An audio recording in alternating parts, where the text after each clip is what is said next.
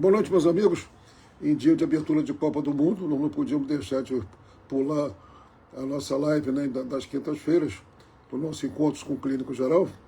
E vamos, então, falar hoje sobre um assunto que é a diarreia. No caso, vamos falar sobre diarreia aguda, diarreia de curta duração, diarreia de início rápido, né? Então, a diarreia, como definição de diarreia, seria uma eliminação frequente de fezes, 3 ou mais evacuações por dia, de consistência molicida, líquida ou pastosa, né?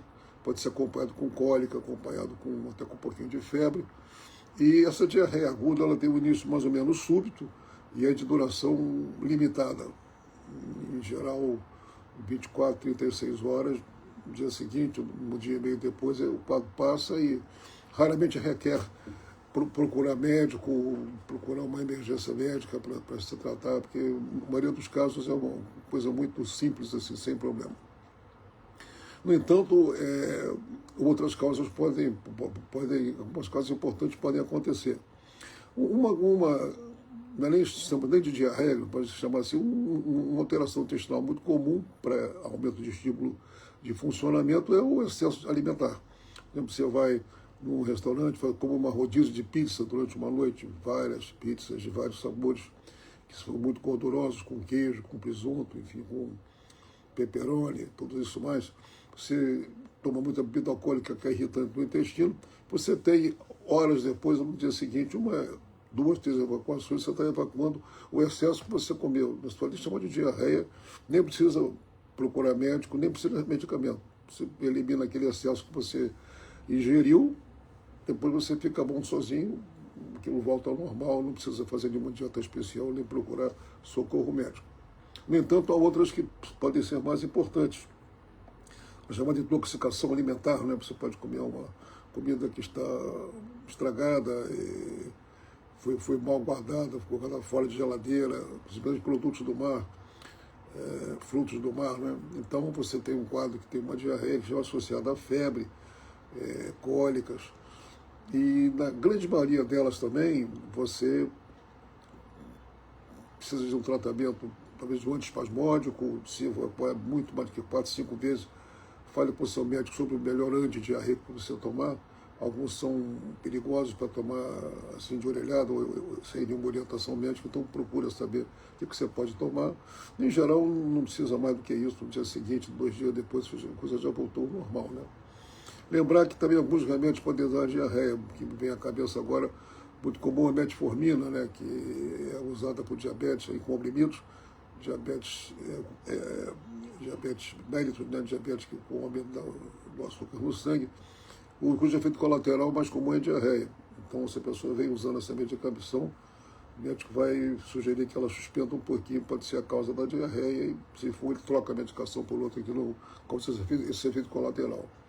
Vírus podem dar isso, como rotavírus, bactérias infectadas em alimentos, como salmonella, shigella, estafilococos, e outras infecções por vermes, helmintos, como solitária, ancilóstomo, que dá um amarelão. E, como eu te falei no começo, o tratamento em geral é sintomático.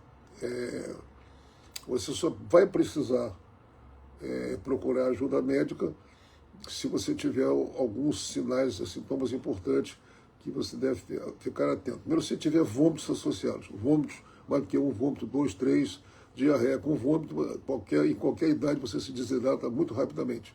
Então procure uma emergência de confiança, fale com seu médico, para ver se você não é o caso de ir para o hospital para tomar um pouco de soro, fazer alguns exames para saber se a infecção é viral ou bacteriana, para dar um tratamento específico, né? Se você tem uma diarreia que teve com febre no início, essa febre durou mais de 48 horas, 72 horas, tem alguma coisa errada. Tem alguma coisa que ficou aí no organismo, você não eliminou, fala com o seu médico, você realmente vai ter que fazer alguns exames para definir isso. Ou então, se você tiver uma diarreia com muito sangue nas fezes, muito sangue, cólica, sangue, febre alta, pode ter alguma outra coisa que não seja intoxicação alimentar, alguma inflamação, infecção intestinal, que precisa ser vista com mais cuidado. E, no mais das vezes, você precisa fazer uma dieta com pouco resíduo, né? Tirar gordura, tirar verdura, tirar fibra.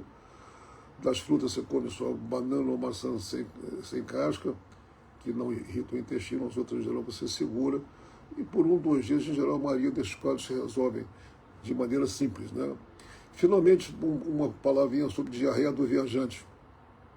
Agora com a Copa do Mundo, né, muita gente viajando para... Está acontecendo em 3 países, México, Estados Unidos e Canadá. Alguns países você viaja, você tem mais propensão a esse tipo de diarreia do viajante, né? O México é um deles, o Caribe, África, alguns países da África, alguns países do Oriente. Então, se você for viajar, fala com o seu médico antes, o que você pode levar, ele te conhece, sabe, conhece o teu organismo, você pode levar um medicamento para ficar, e de acordo com o lugar que você vai, né, você ficar orientado que tipo de remédio você vai tomar, tipo de medicamento, lá, se não melhorar, vai procurar um socorro médico, mas para você ficar alerta até uma primeira medicação, assim, para você já contornar o problema para que não estrague a sua viagem, enfim, e não te deixe uma situação bastante desagradável. A pior coisa que tem é você ficar doente em viagem, cria um constrangimento, uma frustração terrível, né? Muito bem, ficamos por aqui então. Para a semana que vem, voltamos na quinta-feira com um novo tema que será anunciado na próxima segunda-feira.